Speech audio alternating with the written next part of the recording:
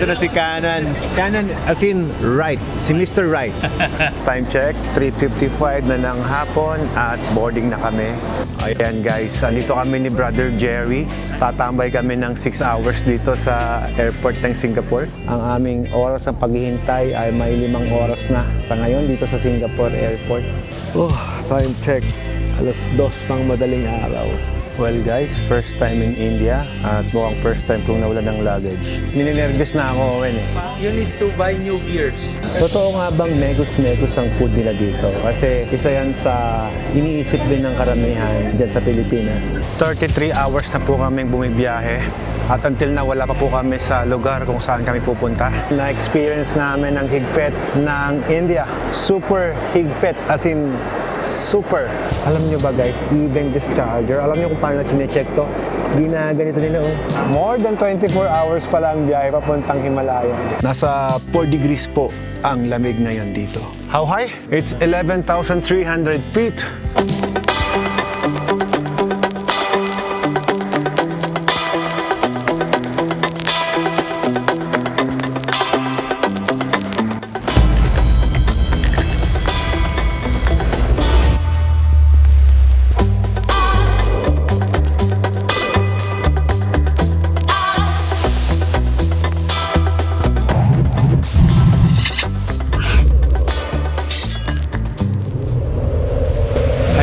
Today's the day. Alis na ako, pupunta na ako ng India. Tara at samahan niyo akong pasyalan ang mga insan natin dyan. Let's go! Megas na yan! Di ako sanay aalis na di ka kasama, boss. Mag-alala, susunod ako sa'yo. Ako din hindi naman sanay. Alam mo naman, tayo ay magkadikit lagi. Paano kaya ako matutulog? Asawa ko, hindi mapakali.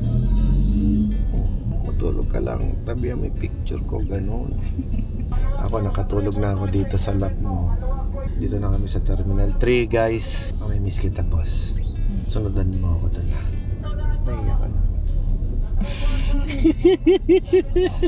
Kiss ko na yung balik. Sabi yun. Hindi ko sasabihin na huwag kang magpapalipas ng gutom. Oh. Ayoko sabihin yun. Andun sila ingsan. Minekos-mekos nila yan. Asawa ko hanggang sa pag-alis ko, binubusog ako. Kumain ko. Okay na, jacket ko. Okay. See you after. Bye-bye. Magkatrabaho ako ng Ako magtatrabaho. OFW nga. Sige na. Maghanap buhay ka. Padala mo ako dollar ha. Oo. Maglilinis ako ng Edoro doon. Bye-bye. Love you. Ingat. Very good. Bye-bye. Ako nang bala dito. Kaya ko na sarili ko, boss.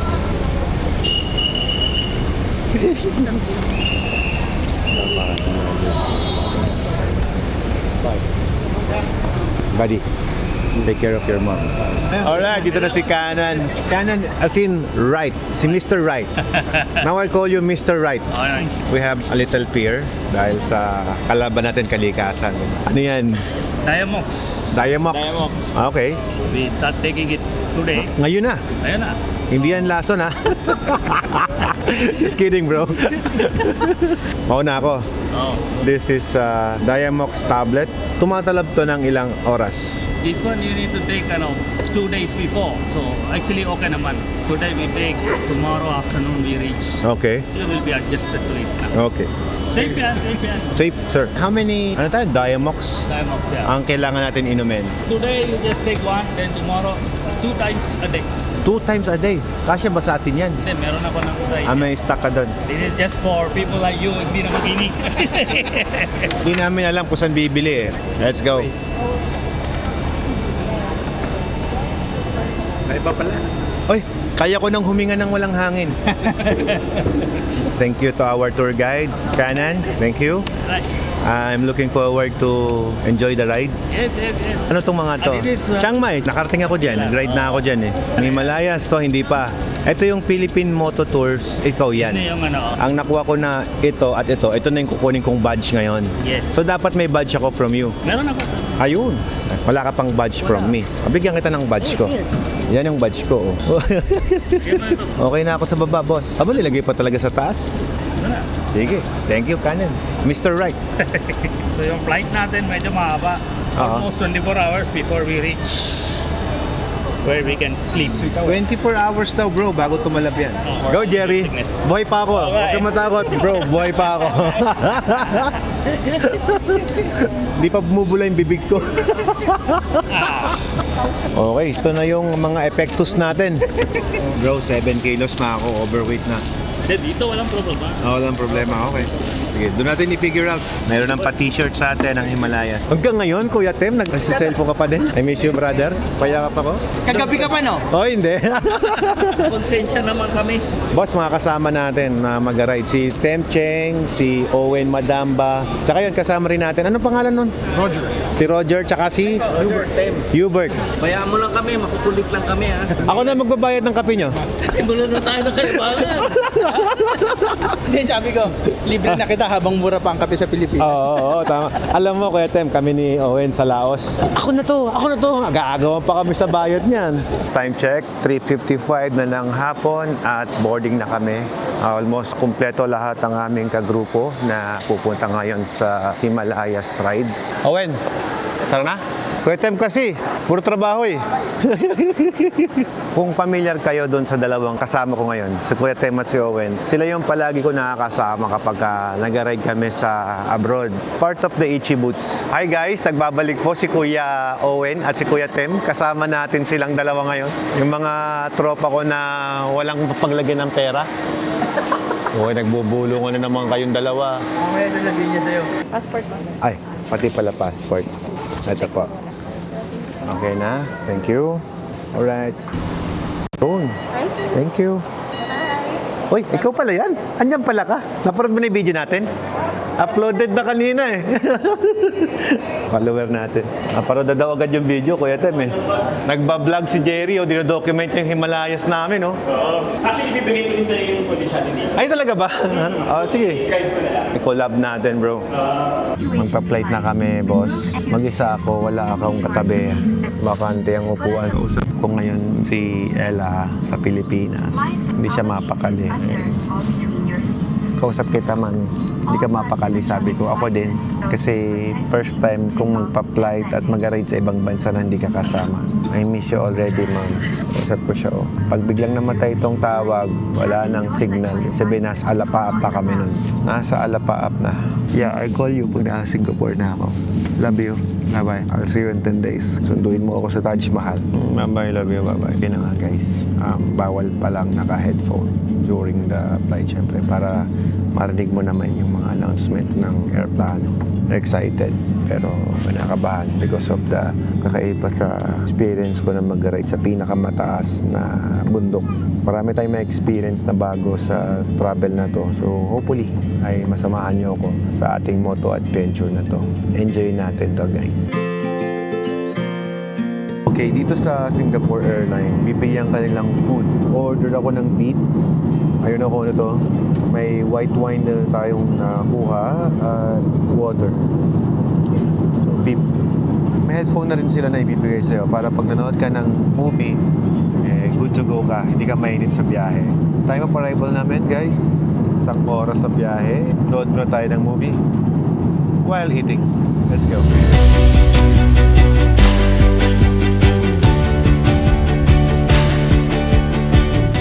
We're here.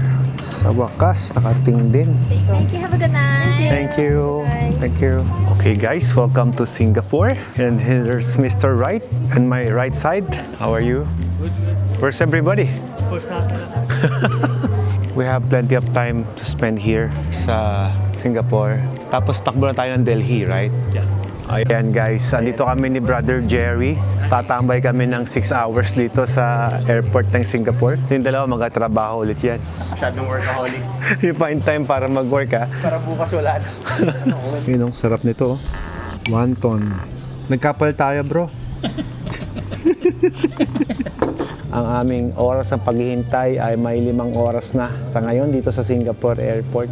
After nito, tatakbo pa kami ng papuntang Delhi and then another 4 hours bro. Ilang oras? 5:14 times natin. Okay. Tapos take off natin 11:55. 11:55 So, noon. So basically 5 hours, 6 hours. from Delhi to Ladakh Lake. Ladakh. Hindi, 6 hours. Antay lang sa airport yun. Oo. Maigsi lang yung flight, matagal lang ang layover. Tapos pagdating natin ng Ladakh, may pahinga na tayo maghapon. Dapat. Sino ba talaga nag-organize nito? Si Mototour, si Mr. Right. Paano ito? Tinabo, sumama, umuulang ko. Hindi ko alam ano nangyayari. Ngayon ko lang nalalaman. Tanong mo kay Jerry, di ba libre na pagkain? Walang lang. Basta yung mekus-mekus. Hahanapin namin yung mga insan namin doon ni Tem Cheng. Alam mo, iniisip ko tuloy, no? Si Kuya Tem siguro di ko nabibiro ng ganito to kapag ka nasa workplace, eh, no? Hindi naman, okay naman. Okay, nakapasok na nga kami dito sa may loob ng terminal. At mayroong papapilapan sa aming arrival form. Ito yun. Pilapan lang to. Napilapan na natin to lahat. According dito, lagay mo lang yung pangalan mo, birthday, passport number, flight number, tapos araw kung kailan ka darating, kung meron ka na bisitang lugar. At ang address namin sa India, sa mga insan natin dyan, ay sa Wilkin High Hotel, Upper Tukka Road, Le Dhaka. Ang hirap basahin, no? Yun. Tapos cellphone number mo and then pirmahan mo. And then you're good to go. Easy. Oh, time check. 2:00 ng madaling araw. Wala pa kaming tulog ni paring Jerry. Puyatan. See you a little bit. Bye-bye. After 6 hours of waiting, group 5 na. Ayun na nga guys, nagkatabi-tabi na po ang 3 pogi galing sa Pilipinas. Kuya Tim at si Kuya Owen. Tug-movie marathon kami ngayon. Nakikipogi kami ngayon. Basta pogi tayo ngayon. Ngayon lang. Oh, and good morning guys. Welcome to Delhi. Grabe, ang haba ng biyahe. Makatulog tayo ng maayos. I do not with this guys kung nakatulog ng maayos. Parang hindi eh. Nagtrabaho pa rin eh. Yun. Okay, ayun. Okay. Biometrics. Digital na. Okay. Ilang beses. Maganda yung machine nila. Oo nga. Ayun na. Yung immigration desk. Please proceed. Okay na? Ang bilis ah. Digital yung biometrics na dito. Nasa airport lang. Mabilis. Ang haba pala ng biyahe papunta doon. Ito pa lang challenging na eh. Binababa na nila yung gamit 91% natin. yan o 16% na yan. 16. Kaya naman. Okay lang. Meron pa ako isa. Busing ko na. Wala ka. May isa pa ako dyan nakatago. Well guys, first time in India at mukhang first time kong nawala ng luggage. Pati helmet mo nandun. Helmet ko nandun. Jerry, I feel nervous na pare. Nag-stop na yung carousel oh. Naman sanang may nakakuha iba. You not found any similar bag? Yes, no. It's very different because it said a big signage Ducati. Oh, Ducati ba? It's a Ducati bag. Photo of bag? My bag is lost. Hindi ko nagpipicture ng bag eh. Iisipin ng mga tao na scripted eh. Ito yung part na yun. may aberya Is it hard shell or soft shell? Hard shell ba to? No, it's not hard shell. Soft shell. It's like this. Like a play kaya? Yeah. Trolley bag or trolley? Yeah, with 2 wheels. It's a Ducati bag. I don't have an internet. Ninenervyos na ako, Owen eh. You need to buy new gears. Medyo nakaka-nervyos guys kasi yung aking gear nandun nakalagay sa bag na yon. Nandun lahat ang gamit ko, mga pampalit kong damit. It's not oversized baggage. It's only 25 kilos. Hanap lang tayo ng wifi dito. Kailangan daw iskan yung passport mo para makakuha ka ng wifi password. Well, welcome to India. Let's scan the passport for the free wifi.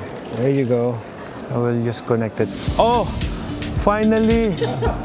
What just happened? When to oversize ka baggage eh, kasi malaki. Nilagay nila sa oversize. Ninervous When you ako. oversize, masyadong mahaba kaysa sa regular. Pre, I was thinking about, may moto market ba dito sa India? Ducati kasi. Kasi pare, kung walang moto market dito, patay tayo dyan. Hindi ako pwede magsuot ng basta-basta gear. Nak! Eto na. Nakuha ko na yung bag ko. Salamat po. Guys, wala pong problema. My bag is okay. Nilagyan ng drama yung vlog ko eh. No? Safe naman mag-flight dito sa India eh. Anong oras dyan? Ang tagal ng biyahe. Mr. Wright, bakit daw matagal ang biyahe? 9:14. Nawala yung bag ko. Ha? Nawala yung bag ko ito. O ngayon? Ayun, eh, nabalik naman. Kinabahan ako. Ba't nawala? Eh, nasa ibang carousel. I don't know, but no, nasa oversized baggage daw. Ma'am, pwede okay. palang sumakay ka sa kotse. Papunta dun sa Himalayan Mountain. Dapat sumama ka na pala. Sayang, no? Hindi ko alam eh. Sana may photographer no? Oo, Babalik tayo, bro. kasi sila, kasama nila yung pamilya nila. Akala ko ride lang, Okay lang. mode of transportation doon. Pwede pala yung 4 wheels. Hindi, okay lang. 8 days walang signal. Kaya. 3 days walang signal. Eh, sila ma'am andito sa mga asawa nila. Huwag na hindi kakayanin. Yung trabaho natin. Yeah. Negosyo muna. Hindi practical. Parang rental lang motor kasi 100,000. Pag naka-van, 90K per head. Para sa van. 90,000 sa tour plus 40,000 sa rental sa van. Okay lang yun. Hindi ko din kaya 3 araw walang signal. Oh, titigil ang negosyo. Saan na kayo punta? Doon na kami sa may domestic flights, 1 hour and 20 minutes flight papuntang. Hindi, nasa Delhi na kami. Teka, Diyan kami lalapag. Nakandito na yung Diyan ticket tayo ko. magkikita pag uwi. Pag natapos yung ride nyo. Oh, dito sa Delhi, papunta na kami ng Leh. Baka yan yung tag 10 kilo lang. O, yun na nga yun. Paano gagawin mo dyan? Babayaran ko. Oo, kaysa maging abala ka. Di ba sabi 1 luggage lang? May check-in baggage naman, 25 kilos eh. Oh, yun, walang pasok. 7 kilo lang naman yung hand carrying mo. 7 kilos, yes. Hi, Owen. Okay na yan. I'll give you allowance. Uy, You need not Ay, to wow, sana all. you need not to look for Ella. magkano to? 8,000. $100 na. 100 lang. 7.9. Ah, okay. 8,000 pesos. Bro, dapat sila pat pala, sinama na natin along the way. Sila kasama nila yung mga wife nila. Oh. Naka-kotse, 90K lang sa tao. May photographer sana tayo, Owen. Sayang. Okay lang, balik tayo next month. Next month. Okay lang yan. 7.6. Alice well. Alam Malayo pang biyahe namin. We're going to travel at least 1 hour from Delhi to Leh. Oh, malamig sa Leh ngayon. Yan ang gusto ko, yung malalamig. Lilipat kami dito sa bus na to. Diyan kami sasakay. Kasi isang connecting flight pa, pero domestic flight na lang. Grabe, parang 3 beses kaming sumakay ng eroplano. Manila to Singapore, then Singapore to Delhi, and then Delhi to Leh. Sakay kami ng bus ulit. Pero malapit na ngayon kasi 1 hour and 30 minutes na lang yung travel time namin. Excuse me. Ito na lang hilahin mo. Move na lang natin dito. Okay lang ba? Tapos pag ganyan na lang. O, ayan. Here's the situation now. Bus going to domestic. Domestic flight, yeah. 1 hour and a half. Na nakatayo. Alright, ipakita ko lang sa inyo guys yung lugar ng airport nitong Delhi, India. Ganda ng airport nila. Yung klima malamig, maganda, parang Baguio feels. Kahit dito pa lang kami. Yun po yung ating temperaturang naranasan sa ngayon. Hindi pa kami pinapawisan mula kanina. Fresh pa tayo. Fresh, din mo itsura namin, no? Parang naligo, di ba? Oh. Okay, meron pala ako isang na-discover dito. Kasi yung TikTok ko, hindi ko mabuksan dito. So, most probably, lumalabas sa prompt ko na bawal ang TikTok dito sa India. Kaya hindi nila napapanood yung Megus ni Insan. I think okay lang na sabihin dito yon. Pero syempre ingat pa rin tayo. We don't wanted to ma-open yung mga nandito na tao sa ngayon. Hanapin natin ng mga Insan natin dito at subukan natin yung Megus. Totoo nga bang Megus ang food nila dito? Kasi isa yan sa iniisip din ng karamihan dyan sa Pilipinas. Kung talaga bang Megus yung pagkain nila. At yan ang gusto ko mapatunayan na pagpunta ko dito. Sisikapin ko sa video ito guys, ipakita sa inyo hindi yung negative side ng India, kundi yung positive side. That's why I vlog. Gusto ko ma-explore, gusto kong ma-share sa inyo yung positivity dyan sa internet. Dito na kami sa domestic flight nila at papasok kami sa gate number 4. Yes, boss. Yes, boss. Where for? Delhi to Leh. Yeah. I thought it was too late. You need our passport, sir?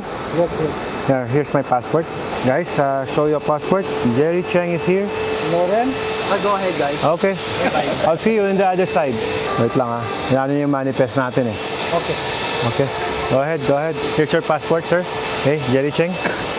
Let's go. Oh. Thank you, sir. Okay, nakapasok na kami. Delhi Airport Terminal 1. Ito guys, yung kanilang airport. Domestic pa lang. Tingnan nyo guys, ang ganda oh. Wow. Let's go. Malamig. Ganda ng kanilang security. Very strict. Maganda yung loob. I like it.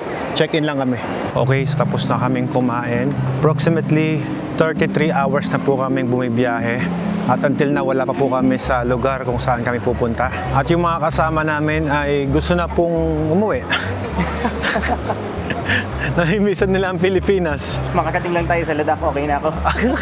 Yung aking luggage na ganito, takot sila na baka masira yung nasa loob. So, kailangan daw ipa-OG para ma-verify daw yung nasa loob ng bag para safe yung mga gamit natin. Eh, okay naman pala yung sistema nila dito sa India.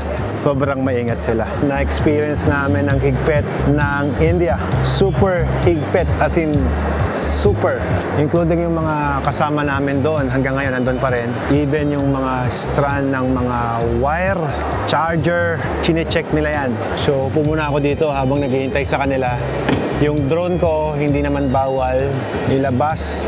Battery, isa-isa, lahat, everything na pwede nilang i-check nila. Even yung camera na gamit ko ngayon, hinawakan nila yan. Tapos, pinadelete yung mga file ko. Bawal daw mag-video, but wala namang nakalagay na no cameras allowed. Pero syempre, dahil law-abiding citizen tayo, at dito tayo para mag-enjoy, okay lang na mabura. Nawala na yung mga intense shots natin ngayon. Pero okay lang, dito tayo para mag-enjoy at hindi para magkaroon pa ng problema. Ito, papakita ko sa inyo guys. Chinek yung mga devices ko. I take out lahat, drones and everything. Alam nyo ba guys, even this charger, alam nyo kung paano chinecheck to? Ginaganito nila oh. Tapos may ipapahid pa silang something na puti, na papel. Tapos ilalagay sa device. Crazy, no? This is just a charger. Even this one, gaganyanin pa nila yan. Tapos papahid-pahiran ng gano'n. Yung mga kasama ko andun pa rin. Yung vape, hindi na yata nakalabas. Grabe kahigpit. Even this, sinisita nila, what's that? What's that? And then this one, the mic. After nilang ma-check yan, di ba na-scan, isa-isa, nakita sa scanner yung mga gantong wire. Ito, yan. Charger lang yan. Yung isa tumigil na lang din nung binigyan ko, why you're filming? No, I'm just filming my stuff, not you. You check it. I said to the officer, check it. If you see your face there, definitely we will delete it. And I don't want to expose your, of course, yung mukha nila. Kasi hindi ako nagbibideo talaga ng mukha nila dito. Pinapakita ko yung document ko yung dun sa mga gamit na sinecheck nila.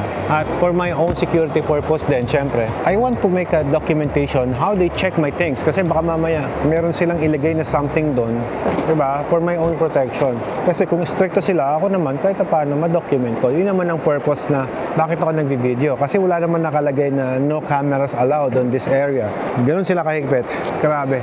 This is the first time na naka-experience ako ng airport na ganito kahigpit. This is more strict than China. Sa China, power bank lang ang stricto doon. I-check nila lahat. Hihimas-himasin yung katawan mo. They will check everything on your pocket. This is how organized my thing. Etong nasa Rimowa ko, damit lang laman yan. Even this, they take it out and then check everything. And that's fine. It's a document na dapat nilang i-check. So ano tina-check yan? Sa immigration, not here in the security. Ang ginawa ko, kasi nag-research na rin naman ako para at least hindi ako hassle. Hindi ako mapaghintay ng matagal. Ang ginawa ko guys, sinegregate ko na lahat ng gamit ko with the help of my wife. So ito yung mga powder, sunscreen, sunblock. Everything na makikita mo dito ay see-through na. Ayan.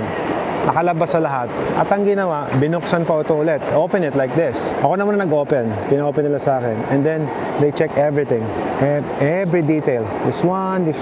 What's this? Parang restaurant na. Nakikita mo na yung menu. Transparent na yung packet. Binubuksan ko yung packet. That's how strict. Sa baggage pa lang, we spend a lot of time. Mabuti lang, konti yung nagpa-flight ngayon. Domestic flight pa lang to guys ha.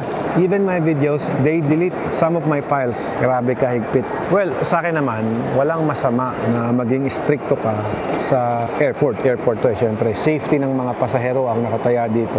And kudos din, good thing na ganun sila ka-stricto. Parang James Bond pare. Sa daming bansa na napuntahan natin guys, masasabi ko lang, ito ang pinakamahigpit pagdating sa security ng mga gamit natin. Sa body piercing, sa body cap wala. China mas mahigpit. Pero sa gamit, sa device, sa gadgets, grabe. Nailabas ko na yung aking frustration. Mahaba ang aming biyahe. We've been traveling simula Pangasinan pa ako nang galing. Umalis ako doon ng alas 8 ng umaga. 10:31 na. Still nasa biyahe pa rin ako. More than 24 hours pala ang biyahe papuntang Himalayan. Ito pala, tip ko sa inyo guys. So, pag pupunta kayo dito, ilagay nyo yung mga gear nyo. Kunyari, magmumotor kayo dito. Ilagay nyo yung gear nyo sa matigas na lalagyan. Huwag nyo gayahin ako kasi yung Ducati bag ko, parang ganito yung tela. Kung nakita na Ducati bag, they think na akala nila spare parts yun ng mga motor. Yung bag ko, andun sa kanila. Ano, okay ka na? What can you say about the security here in India? A little bit nosy, but probably that's the rule. But some information were then told to us as a tourist. Yeah. Like, hindi pala pwede vape dito sa... Bawal ah. Kinonfiscate yung Ginawa vape niya mo. yung Rolex ko, dapat nilagay ko na lang sa maleta. Oo nga, no? So, wala na akong vape. Pero okay lang. Baka sa loob ng 1 week, matigil ko rin yung paninigarilyo. 2 weeks ka dito. 2 weeks, di ba? Yeah. Okay lang. Pero sobrang too nosy. Owen, how are you? Ano kinuha? Wala? Akala ko may kinonfiscate din sa'yo eh. Kuya Tem, sa'yo, kinuha lang vape. Ako yung bag ko na malaki pang motor, kinuha eh. Okay, delay flight na naman. At ngayon, kailangan namin maghintay hanggang alas 3:30 ng hapon. Supposed to be dapat ngayon, nandun na kami sa Leh. Super delay. Wala kaming choice kundi maghintay. Naku na siguro tapusin yung vlog na to para sa pagpunta namin sa Leh. Bukas natin ituloy yung pag-vlog natin para at least makapagpahinga tayo kasi sobrang pagod ko na. We're traveling more than 24 hours. 33 hours na kami bibiyahe. Hi Jerry! Oh, musta? Oh, na-miss mo na agad kami. Yung luggage niya, Grabe. binaba pa namin sa security. Binaba namin doon sa OG. Yes, pina-OG pa bro. Ayaw umalis yung dalawa eh. Babanatan sana ni Kuya Tem eh. Ako, napabili na ako ng toothbrush. Nag-toothbrush na ako. Pinapaalis na kami. May KFC sa taas. You wanna eat? May cafe din. Tara, look kung gaano kalaki yung kanilang domestic airport. Yon dahil na-stress tayo ng check-in na yan. Kain mo na lang ng masarap yan. Asa na yung chicken? Tingin ko ito. This is my chicken. Chicken din to. Sabi mo pares kayo kasi pares kayong cheng eh. Kung anong order ng cheng, order din ng cheng. Sa amin ni Owen yung twinnie. Ano ang twinnie? Ito, kambal. Oy, sarap naman. Kain mo ng masarap yan. Ayan guys, finally makakasakay na kami sa aeroplano papuntang Leh. Okay, dalawang wait is over. Bakit kami ng Leh? 3:10 na ng hapon. Ngayon na kami nakaalis. Hopefully, maging maayos ang biyahe namin from Delhi to Leh. Total of 2 bus, 3 eroplano. Papunta lang doon sa Leh. Oh! What's up guys? Welcome to Leh! It's so cold! Woohoo! What's up guys? Safe naman kaming nakarating at maraming kakaiba dito. Hindi ka pwede mag-video sa airport kasi defense airport pala yan. Bawal mag-film. Dito na kami nag-film sa loob ng kotse. We need to follow their rules, their protocols para at least wala tayong maging aberya or else baka kumpiskahin yung mga gamit natin. Kaya lang yung katabi ko dito malungkot kasi gustong-gusto niyang buksan yung window at hindi siya pinagbigyan ng flight stewardess. Oo nga. Parang kakaiba, no? Ang ganda ng makikita mo sa lahat ng flight natin, di ba? They wanted na bukas yung window. Dito, iba, sarado. Pati yung bus na nasakyan mo, lahat tinted. Hindi mo makikita yung nasa labas. So, ganun ka-strict yung kanilang defense dito sa Leh. Yun. Hindi na kami makahinga sa sobrang nipis ng oxygen. Sigurado makakapag-equalize din kami soon kapag nakapag-stay kami siguro 2 days. How are you, paring Jerry? Good. Masaya ba? Humihingal ka lang eh. Tingnan na ako. Alam mo ba, pinakauna kong ginawa dito. Ano? Buksan yung pinto na yun. Baliktad nga pala yung Oo nga pala. Hindi, nagulat nga ako. Akala ko kanina, Jerry bro, talaga ikaw magdadrive. Akala ko sinasadya. Jerry, how did you find out he's the one picking us up? There May was sign. a signage na. Ano nakita mo? Cheng? Hindi. Nakita mo, Cheng? O ano? Natural lang mga Cheng, matitibay yan. Matibay. Oh, yan na O yan na, yan. Ayun na, yung mga motor natin. Ay, ako, naka-Gore-Tex din ako na gloves. Maganda yun yung binili sa New Zealand Yun lang naman yung ganun ko. Kaya Oo. wala akong Yung winter gloves, no? Iba talaga pag Cheng ang apelido. Yung halagang 25 mil na glove, 2 beses lang ginamit, sulit na sa kanya. Yung unang bili mo, naisip mo baka isang beses mo lang magamit. Tingnan mo itong kotse na to. Ang galing niya mag-reverse, oh. Yup. Ang tulid niya umatras, Brad. Hey. Right. Welcome to Wilken High Hotel. Touchdown guys sa Wilken High Hotel. Nakita niyo ba yon? Yung bundok na yon, yun! Na nagyayelo. Ang lamig. Nasa 4 degrees po ang lamig ngayon dito. Super lamig. Pero kaya naman. Yun nga lang, pag tumatakbo na yung motor, yun ang hindi natin sure. Ito na yung hotel. Kung saan kami magstay. Meron silang garden dito. How high? It's 11,300 feet. Wow! Kaya pala medyo hirap akong huminga. Dito na kami sa room namin. Ito yung labas. Kita mo pa rin yung bundok na may yelo. Parang nakikita ko na yung itsura ng Morocco/Alaska. At roommate ko si paring Jerry. Yo, what's So, kaliwa ako. Dito ako, dito ka. Kanan, dito na ako kaliwa. Okay, sige. Pahinga na tayo. Pahinga. For trivia, no? Pag umupo ka dyan, kakainin ng kadena mo yung mga suot mo. Kasi ang mga kasuotan nila dito, parang kumot na ibinalot. Bro, malinis ang food dito sa India. So do not get confused. The lowest score will pay our lunch. Okay, they say, kapag ka daw ikaw ay nahihilo, kulang ka sa oxygen, you have to drink plenty of water. Very good to. Itlog to, tsaka may bread. Tapos ito, parang pakaiba din. Dito, you can horn as much as you want. Parang hindi ko kakulo yung daan, hindi ko kakulo yung motor. Opo guys, hindi po ako mahilig sa brown. Nakita ba yun? Yun. It's about 18,000 feet above sea level. So, sobrang taas. What happened to this bike? No power. And another problem, I don't have gas. Uy, ay natakbo ng motor ko. My bike is slow, guys. Ayaw na mandar.